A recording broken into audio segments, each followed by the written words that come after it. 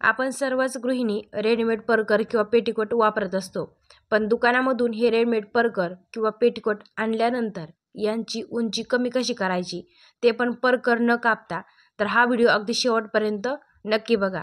त्यासाठी मी इथं परकर आतल्या बाजूने म्हणजे उलट्या बाजूने ओपन करून घेतलेला आहे। त्यानंतर रेडीमेड परकरला जी काही नाडी येते ना ऑलरेडी ती सर्वात आधी आपण काढून टाकायची आहे। काढून टाकल्यानंतर ना परकरचा जो काही कमरेचा भाग असतो किंवा कमरपट्टी जिथं नॉड लावलेली असते ना तो भाग इथं अशा पद्धतीने व्हिडिओमध्ये दाखवल्याप्रमाणे आतल्या बाजूने दुमटून घ्यायचा आहे। आता परकरची जेवढी पण हाईट तुम्हाला कमी करायची तेवढं अंतर तुम्ही याच्यामध्ये गुंतवून घ्यायचं आहे, कपडा कमी करायचा आहे आणि त्यानंतर अशा पद्धतीने शिलाई मशीनवरती टिप मारून घ्यायची।